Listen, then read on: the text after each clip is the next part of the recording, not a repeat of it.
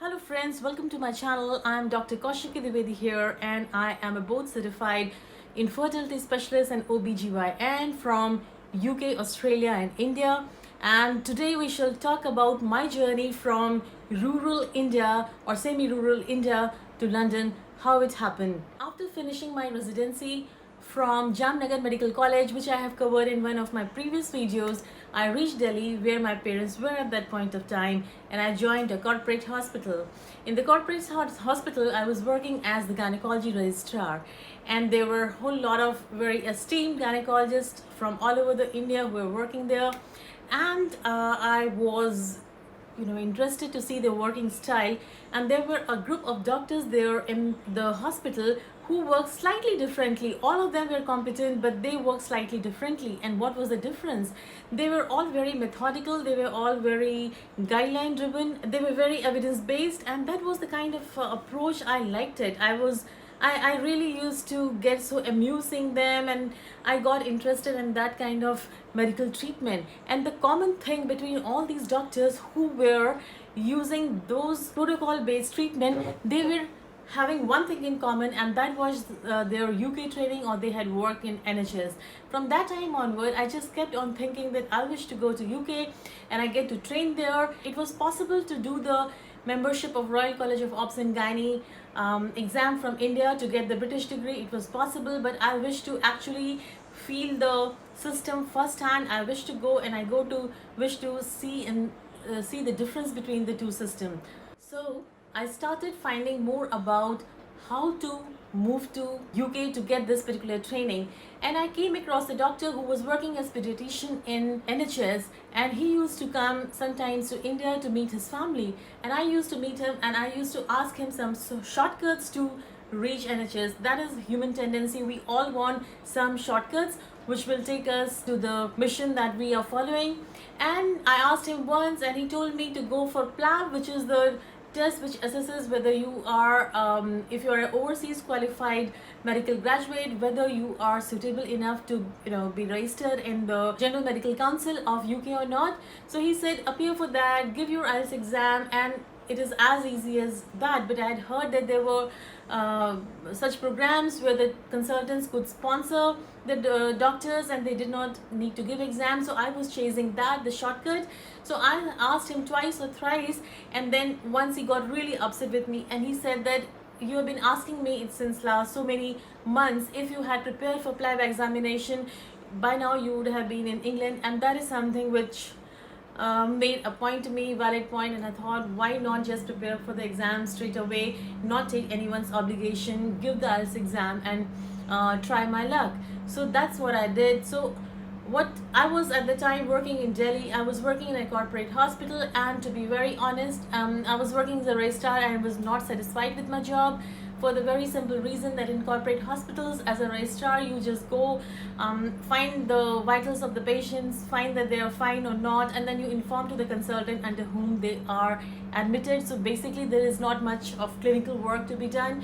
So I was not happy with the kind of work which I was doing post my post graduation. So I decided to move to a smaller place called Panipat, which is in Haryana, and which is rural or a semi-urban kind of a city, you can say. So I joined a hospital there. I was the main gynecologist. I had my post-graduation from Jamnagar where they had given a lot of hands-on experience to me. So I was good to go and start and do my job. And at the same time, as I was residing there in the hospital itself, I got a lot of time to prepare for my PLAB examination. So I was working in Panipat and I was studying as well. Along with me came my son, who was like 1 year old or so, and my mom, and so just to take care of him so that I could work as well as study. So I got a lot of family support and I moved to Panipat where I was working so that my hands-on experience could get better. And as the son was residing in the same complex as the hospital, so it was like he was also not neglected, and I was studying preparing for my PLAB examination. Here I would like to say I am a self-made person, and it is not as if I had a lot of financial support from the family. So I did not have the leisure to just stop working and prepare for the examination. I had to earn for taking care of myself and my son. So that is what I thought was the best possible option for me, to move to Panipat and work. So I was working there. People used to make fun of me actually.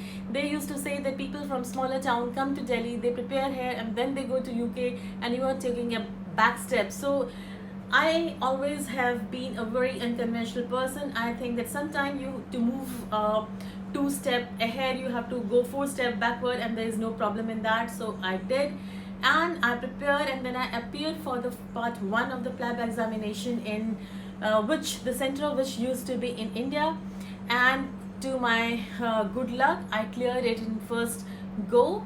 And then I passed my IELTS exam as well, which checks what your English proficiency is, without which you cannot. There are certain grades which the doctors have to get, so if you can't get those grades, you can't go. So you have to reappear for the examination. So but luckily for me, I cleared both the PLAB 1 as well the IELTS in one go. And then came the question of going to UK, because the PLAB 2 the center was only in UK, there was no center in India. And when I told my father, he was really upset. Like in my previous videos as well, I have told that he was a very conservative man who did not wish me to go very far away from the home, and this would have been a foreign visit, though London is not very far away. Now when I travel far and wide all over the world, 6 hours was not or 8 hours wasn't a long distance, but he did not like it, he did not support me. But here came support of my brother and my mom, and including my little son, who by the time had become like 2.5, 3 years old. So I know he was too small to say or express anything, but yeah, I mean, at least he never cried or did any hindrance and whenever I planned to go to London. So what happened was that when I had to go to London, obviously I needed pounds, and that meant that converting Indian rupees into pound, and it was really a costly affair. So it was my brother who supported me at that time. He gave me that money through which I could pay the fees of the part 2, which was in London, as well as I needed some amount of money to attend to the courses which are held for PLAB in UK.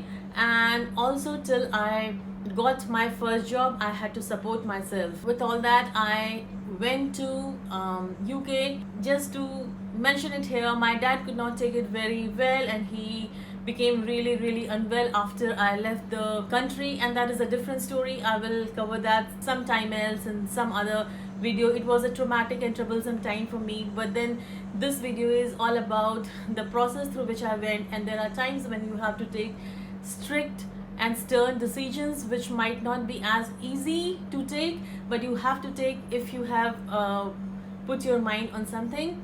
So I reached UK, and then there was a place called Southall. Southall is in eastern London, where there are lots of Indian and Sri Lankans and Tamilians who live there. So a lot of PLAB coaching courses were held in that area, for the very simple reason that so many candidates from world over come there, but they are mostly Indians and Pakistanis and Bangladeshis and Sri Lankans. So yeah, so what we use, the residents of Southall used to do, that they used to rent out the flat, like if it was a bungalow, so they would rent out 3-4 flats to the students, and the students would share between themselves the rooms. And well, they were not the best of facilities that you can think of, even if they were in London. And I was bitten by a bed bug for the first time in my life there, and it was really bad. So yeah, but having said that, when you have to pursue a dream, you have to pursue a dream. You cannot be deterred by such small things like bugs and all such problems. So and I was saving every penny at that time, so I would walk long distance, not take bus, go to the supermarket and look for the cheapest possible option for the food to buy. And that is how, and the stake was very high, because when you are appearing for PLAB 2 examination, there is a huge failure percentage as well. And when you are thriving on the money which has been converted from rupees into pound, and your family has supported you, you don't wish to fail, because that would mean staying further, paying the fees again, and then appearing again. So anyways, I prepared really hard for it, and luckily for me, I passed PLAB 2 as well in the first go. As soon as I passed my PLAB 2 examination, I was eligible to be registered with the General Medical Council. I was registered, and I think within a month or so of that, I got my first job in NHS. So that was my story of reaching from Panipat to NHS. I will do another video on my first job and what I learned from NHS, because NHS is something which, whatever I learned there, it changed my life totally. So my practices are shaped on the principle of NHS, and I'm really proud to have worked in NHS. My salute to the training. I mean, I don't know whatever good bad is being commented about NHS here and there, but I have all my respect, and I really am proud to be associated with NHS. So we will cover that in another video, what I learned. Till then, we meet next time. Till then, take good care of yourself, stay safe, stay happy, stay healthy. Bye bye from Kaushiki. Cheers.